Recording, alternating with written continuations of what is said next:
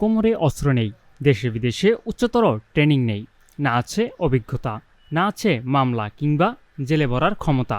তবুও তারাই সফলভাবে সামলে নিচ্ছে নগরীর ট্রাফিক ব্যবস্থাপনা। বলা যায় দারুণভাবে সামাল দিচ্ছে নগরীর যান চলাচল। কেউ কেউ তো এমনও বলছেন, পুলিশের চেয়ে ঢের ভালো কাজ করছে শিক্ষার্থীরা।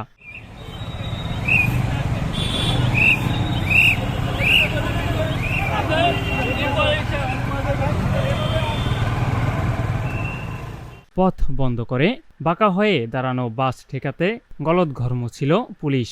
মামলা, জেল, জরিমানার ভয় দেখিয়েও যাদের দমাতে ব্যর্থ ছিল পুলিশ, সেসব গাড়ির কারণে নগর জুড়েই থাকতো ভয়াবহ যানজট। সেই পেছন বাঁকানো বাসগুলো সোজা হয়ে দাঁড়াতে বাধ্য হচ্ছে, আবার বামের লেন খোলা রাখতে প্রতিনিয়ত যার পর নাই দৌড়ঝাঁপ করতে দেখা যেত ট্রাফিক পুলিশকে। ফলাফল কি হতো প্রায় সকলের জানা। নানা রকম ব্যারিয়াম তৈরি করেও বামের লেন ফাঁকা রাখা যেত না। সেই বামের লেনও খুদে শিক্ষার্থীদের হাতের ইশারায় অনায়াসে ব্যবহার করা যাচ্ছে। উল্টো দিকে যান চলাচল নেই প্রধান সড়কগুলোতে। ফলাফল নগরীতে অসহনীয় যানজট চোখে পড়েনি 7ই আগস্ট কর্মব্যস্ত দিনেও। আমরা আমাদের একটা গণতান্ত্রিক প্রজাতি যে সরকার করতে পারে সেরকম একটা সরকার চাই। প্লাস আমরা আমাদের বাংলাদেশকে একটা পরিষ্কার পরিচ্ছন্ন বাংলাদেশ হিসেবে গড়ে তুলতে চাই। আর সব দিকে সবসময় রাস্তাঘাট সবসময় পরিষ্কার পরিচ্ছন্ন রাখতে, আমরা রাস্তা পারাপার জন্য ফুটওভার ব্রিজ করতে, এভাবে মানুষদের সবসময় করতে চাই। আমরা থাকতে চাই।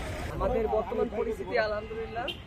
আর আমরা যেহেতু 2 দিন ট্রাফিকে ছিলাম, কোনো অ্যাক্সিডেন্ট হয় নাই, কোনো নিয়ম অমান্য হয়নি।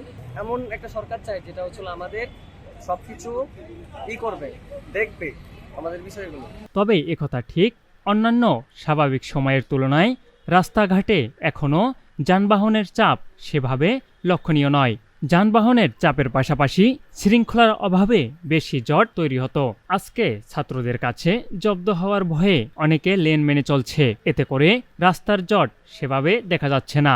ট্রাফিক ব্যবস্থা নিয়ন্ত্রণে নামেন সকল ইউনিভার্সিটি, কলেজ, হাই স্কুল ও মাদ্রাসার শিক্ষার্থীরা।